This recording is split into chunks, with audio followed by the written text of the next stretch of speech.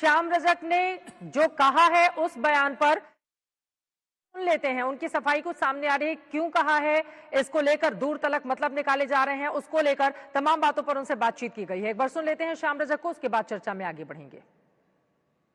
बिहार को विशेष राज्य की दर्जा देने की मांग जेडीयू की तरफ से उठने लगी है। ये मांग जेडीयू के राष्ट्रीय महासचिव श्याम रजक ने उठाया है, हमारे साथ है इस वक्त। सर, एक बार फिर से आपने बिहार को विशेष राज्य की दर्जा देने की मांग उठाई है। आपको शायद थोड़ी समझ में नहीं आ रहा है कौन विषय। मैंने ये कहा विशेष राज्य की दर्जा हमारी पहले से मांग हो रही है। ये कोई आज विशेष रूप से मांग नहीं की जा रही है, ये पहले से मांग चली जा रही है। अलग है, माननीय मुख्यमंत्री श्री नीतीश कुमार जी ने विशेष राज्य की दर्जा की मांग उन्होंने किया, लेकिन इसके पर ही आश्रित नहीं रहे। उन्होंने अपने संसाधन से, और फिर जब केंद्र में हमारी समर्थित सरकार बनी, हमारे लोग मंत्री बने, तो आज केंद्र से भी मुझे विशेष रूप से सहायता मिल रहा है। लेकिन मेरा ये मानना है कि इतना ही से हम भारत विश्व गुरु नहीं बनेगा, लेकिन लंबा समय लगेगा। अगर विश्व गुरु तुरंत बनाना है तो बिहार को अगर विशेष राज्य दर्जा देकर करके और सहायता दी जाए। हालांकि केंद्र सरकार के द्वारा हमें सहयोग मिल रहा है।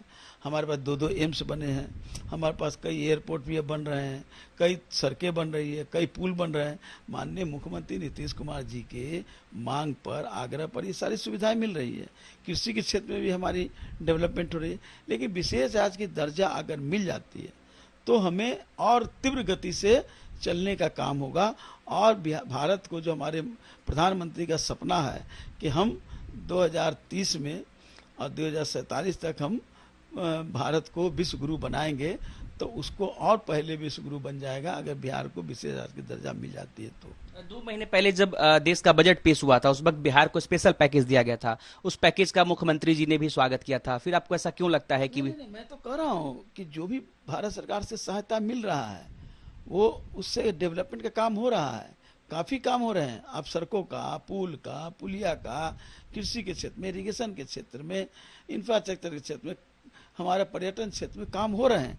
लेकिन हमारा कहना है कि माननीय मुख्यमंत्री जी के नेतृत्व में, उनके आंतरिक जो आर्थिक स्थिति के सहयोग से और केंद्र सरकार के सहयोग से सब मिल करके हमारा बिहार विकसित हो रहा है। लेकिन अगर और तीव्र गति से होगा तो भारत विश्व गुरु बन जाएगा, ये मेरा मानना है। ऐसी क्या क्या चीजें हैं बिहार में की कमी जो आपको लगता है कि अगर विशेष राज्य का दर्जा मिलता है तो उन चीजों को पूरा किया जा सकता है बिहार में? देखिए, हमारा अभी प्रधानमंत्री जी अमेरिका गए हैं तो निवेश की भी बात हुई है, और बिहार को भी उन्होंने कहा कि ऑक्सफोर्ड यूनिवर्सिटी का कैंप खोले तो एक अच्छा पहल है।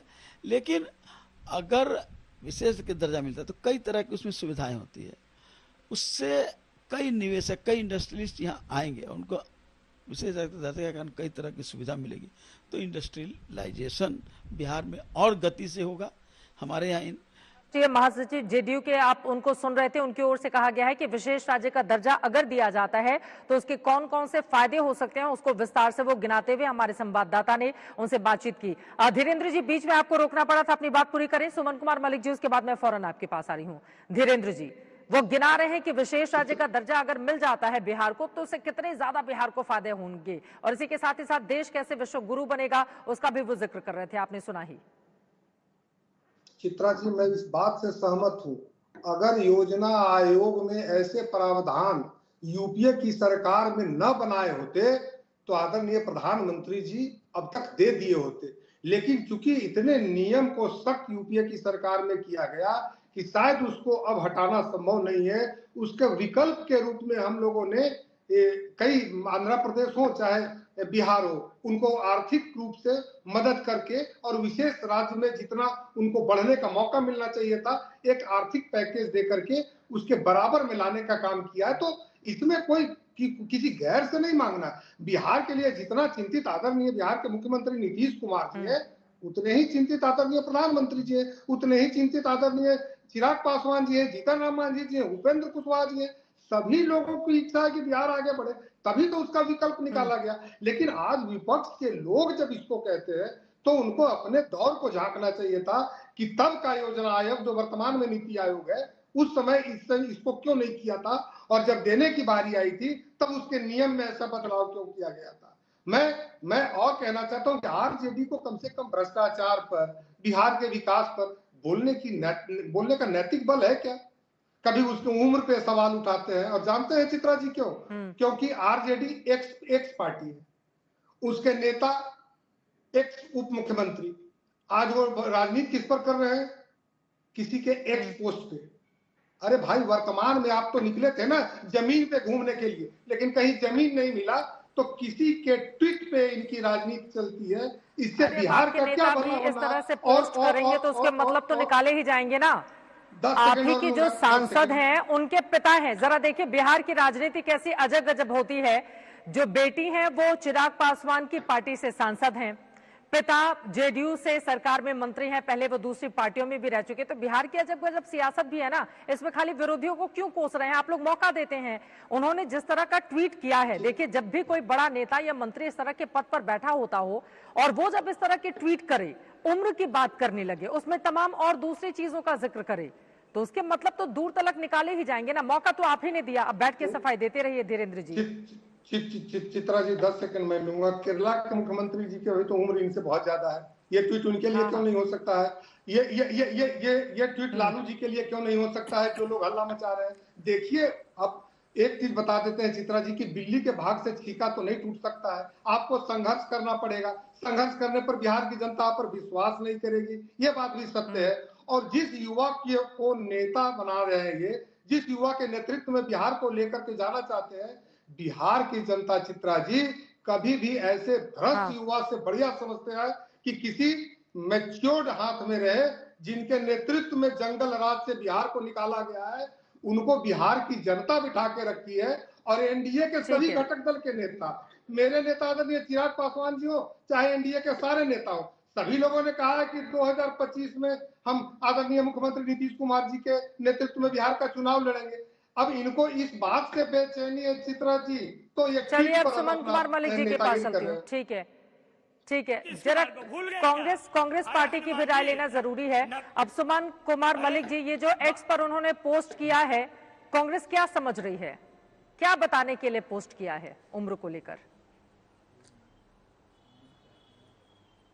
देखिए चित्रा जी, मैं सबसे पहले आपको एक बात मैं स्पष्ट कर दूं कि कांग्रेस पार्टी का एक राजनीतिक चरित्र रहा है और किसी भी पॉलिटिकल पार्टी के अंदरूनी मामले में हम लोग अपनी कोई प्रतिक्रिया व्यक्त करने से बचते हैं, लेकिन यहाँ कोई पॉलिटिकल पार्टी का मामला नहीं है, यहाँ किसी घरेलू मामले नहीं है जिस पर हम बचें। ये वैसी एक सरकार का मामला है जो कहती है कि हम सुशासन की सरकार हैं, हम डबल इंजन की सरकार हैं, हम वैसी सरकार चला रहे हैं जहां बिहार की जनता उम्मीद करती है। लेकिन यहाँ तो घर ही में कुछ अच्छा नहीं चल रहा है। जो मुख्यमंत्री हैं, जो मालिक हैं, जो मुखिया हैं, उन्हीं पर आरोप लगाया जा रहा है। ये कांग्रेस नहीं कह रही है, ये अशोक चौधरी जी ने जो कहा, और फिर अशोक चौधरी जी ये बोल रहे हैं कि हमने ऐसा कुछ नहीं कहा, लेकिन जदयू के लोग कह रहे हैं कि नहीं आपने ऐसा कहा। तो कांग्रेस पार्टी है तो ऐसा कुछ नहीं करी कि आपने नीतीश कुमार जी पर कहा। अब जो जदयू के बड़े नेता हैं वो कह रहे हैं कि नहीं, अशोक जी का सीधा साधा आरोप माननीय मुख्यमंत्री नीतीश कुमार जी पर है। तो इस स्थिति में कहीं ना कहीं कुछ तो है, सब कुछ अच्छा नहीं चल रहा है। जो बेहतर सरकार देने की बात जो सरकार कह रही है, डबल इंजन की सरकार कह रही है, वहां तो खुद धुआं उठ रहा है। और जब धुआं उठ रहा है चित्रा जी, तो कहीं ना कहीं आग नीचे है। यहाँ सब कुछ अच्छा नहीं चल रहा है, और जब अच्छा नहीं चल रहा है, पार्टी के अंदरूनी मामले अच्छे नहीं हैं, सरकार के अंदरूनी मामले में अच्छे वातावरण नहीं है, तो आप बेहतर सरकार कैसे दीजिएगा? यहाँ लोग कैसे आपसे उम्मीद रखेगा? ये 2 दिन 3 दिन से अखबारों में इस तरह की खबरें आ रही हैं कि इन्होंने ये कहा, उसने ये कहा। तो जब आपस में ही आप लड़ रहे हैं तो जनता तो यहाँ अपने आप को ठगा हुआ महसूस करेगी। वो साफ महसूस कर रही है कि आप तो आपस में ही लड़ रहे हैं और कह रहे हैं कि हम सुशासन की सरकार दे रहे हैं। आपके यहाँ खुद सुशासन नहीं है, आप खुद आपस में आरोप प्रत्यारोप कर रहे हैं और दूसरे को कह रहे हैं कि सुशासन देंगे। तो ऐसे काम नहीं चलता। सुशासन है तो लोगों को दिखना चाहिए, आपस में एक सामंजस्य है आपके लोगों में, यह दिखना चाहिए। आप कह रहे हैं कि हमने मुख्यमंत्री को नहीं कहा, लेकिन मुख्यमंत्री के पार्टी के लोग कह रहे हैं कि नहीं आपने ही कहा। दूसरी सबसे बड़ी बात, एक बड़े नेता हैं, हम लोग के मित्रवत हैं, भाई हैं, उपेंद्र कुशवाहा जी, उन्होंने जो सो बीच में आए कहा कि नहीं ऐसा नहीं कहना चाहिए था। तो जो जदयू और भाजपा के गठबंधन के लोग हैं वो भी बीच में अब आ रहे हैं। अब वो ऐसा मान रहे हैं कि जो कहा गया है वो नीतीश कुमार को इंगित करके बोला गया है और ऐसा नहीं बोलना चाहिए था। और मैं भी समझता हूं कि मुख्यमंत्री वरिष्ठ हैं और इस तरीके से किसी अपने मुखिया पर किसी को भी चाहे हम हो नहीं बोलना चाहिए। मेरा अपना मानना जी इतनी देर से सामंजस्य समझा रहे हैं, टिप्पणी नहीं करनी चाहिए। अजय आलोक जी, लेकिन ये बताइए उपेंद्र कुशवाहा को इतनी ज्यादा तल्ख टिप्पणी क्यों लग गई अशोक चौधरी की? नीरज कुमार जो कि प्रवक्ता हैं उनको भी बहुत ज्यादा चुभ गया। अशोक चौधरी के बाद देखिए विरोधी दल जो कहें सो कहें, लेकिन आपकी पार्टी के भीतर ही जेडीयू में, आप एनडीए में हैं, आप देखिए कि एक तरफ नीरज कुमार जो कि मेन प्रवक्ता हैं, हर बात पर बेबाक आ जाते हैं बोलने के लिए, उनकी ओर से भी कहा गया कि बर्दाश्त नहीं किया जाएगा। उपेंद्र कुशवाहा भी बोल रहे हैं बर्दाश्त नहीं किया जाएगा, तमाम दूसरे लोग भी बोल रहे हैं बर्दाश्त नहीं किया जाएगा। तो अब इसके मतलब क्या निकाली जाए? उन्होंने भी जो सवाल पूछे हैं उस पर भी जवाब दीजिए अजय आलोक जी। तो मतलब भाई जेडीयू ने मतलब निकालेगी, हम लोग कौन होते हैं मतलब निकालने वाले? मैं तो शुरू से ही बोल रहा हूं। अशोक चौधरी ने खुद कहा कि वो ट्वीट नीतीश कुमार पे नहीं था, तो उस पर हम क्यों कौन होते हैं मतलब निकालने वाले? वो जेडीयू जाने। मैं तो कांग्रेस के सुमन जी को कह रहा हूं कि इतनी देर से सामंजस्य की बात कर रहे थे कि आपस में सामंजस्य नहीं है हम लोगों में। कमाल का सामंजस्य दिखाया आज कश्मीर में। राहुल गांधी गए थे वहां भाषण देने, और उनके भाषण देने के बाद उमर अब्दुल्ला कहते हैं कि राहुल गांधी को जम्मू में फोकस करना चाहिए, क्योंकि जम्मू में ज्यादा लड़ रहे हैं, यहां आने की क्या जरूरत है, यहां घाटी में प्रासंगिकता नहीं है। ये आपका सामंजस्य है। बड़ा सामंजस्य दिखा दिल्ली में आम आदमी पार्टी के कांग्रेस को कहां लोकसभा में साथ लड़े कांग्रेस की हरियाणा में क्या हो गया सामंजस्य? सामंजस्य को क्या हो गया सामंजस्य को? और राहुल गांधी को एक बात समझाइए जाके, एक बात समझाइए, जो बार बार घाटी में जाके कहते हैं कि धारा 370 हम बहाल करेंगे और यहां पे बाहरी लोग राज कर रहे हैं, वो कश्मीर को भारत से अलग करने का सपना दिखाना बंद करें। ये बहुत बहुत ज्यादा आपत्तिजनक बात है कि यहाँ बाहरी लोग शासन कर रहे हैं, हम यहाँ 370 बहाल करेंगे।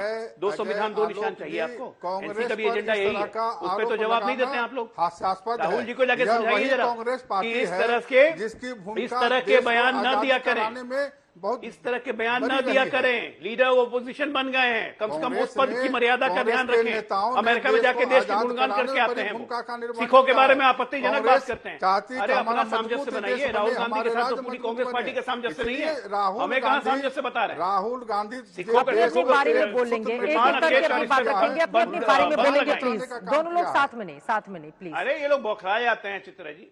हाँ चित्रा जी, ये लोग बौखला जाते हैं इसलिए बीच में बोलने लगते हैं। मैं तो बहुत आराम से सुन रहा था।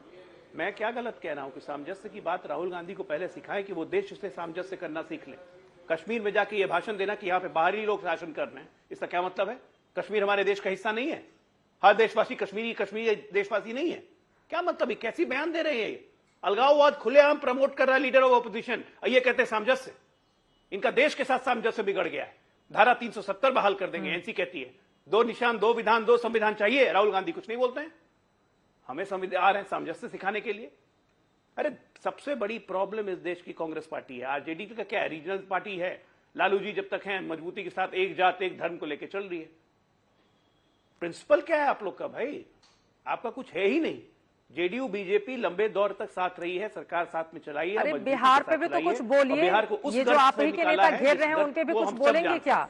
उपेंद्र कुशवाहा जैसे नेता अगर सवाल खड़े कर रहे हैं, अशोक चौधरी पर नाराजगी जाहिर कर रहे हैं, तो बिहार पे आप तो बोलिए। मेरे कोई नेता नहीं घेर रहे। अजय आलोक जी, चित्रा जी, उपेंद्र कुशवाहा ने सीधा कहा है कि अगर ये ट्वीट नीतीश जी पे किया गया है तो ये आपत्तिजनक है। अशोक चौधरी ने कह दिया कि ये ट्वीट नीतीश जी पे नहीं है, तो फिर हम क्यों बोले उसको? हाँ। हमारा क्या मतलब है भाई? अरे नीरज, ना मेरे दल का कोई व्यक्ति बोल रहा है, ना मेरे दल से कोई नेता बोल रहा है, तो हम जेडीयू के किसी नेता के ट्वीट पे हम अपनी राय क्यों दें? हम होते कौन है राय देने वाले? और वो नीतीश कुमार पे बोल रहे हैं साफ साफ कि वो मेरे पिता के समान है, मैं उन पे क्यों ट्वीट करूंगा? तो फिर हमारी राय की कोई महत्व ही नहीं है। ये तो बिना मतलब में बेगानी शादी में अब्दुल्ला दीवाना ये लोग बन रहे हैं, हम थोड़ी ना बने। अशोक जी कह रहे हैं कि मैंने नीतीश जी को नहीं कहा। नवल किशोर जी, बेगानी शादी में अब्दुल्ला दीवाना बन रहे हैं आप लोग, ठीक है? तो उनका अंदरूनी मामला है। वो कह रहे हैं अशोक चौधरी ने तो नाम तो लिखा नहीं था, लेकिन ये लोग कूद कर लेकर आ गए ट्वीट। नवल किशोर जी, चित्रा जी, अगर हम लोग का भाव ये गलत है तो नीरज जी से पूछना चाहिए कि ये भाव सही है या गलत है। जहां तक अजय आलोक जी है वो मुद्दे पे तो कोई बात नहीं करेंगे। अगर उनकी बात मान ली जाए तो इस डिबेट की भी जरूरत नहीं थी। ये तो सबसे बड़ा क्वेश्चन आप ही पे आ जाएगा। ये नहीं है चलिए सही सर, वक्त हमें इतने की इजाजत देता है, माफी के साथ आपको रोकना पड़ा है। बहुत धन्यवाद सभी मेहमानों का हमारे साथ चर्चा में शामिल होने के लिए।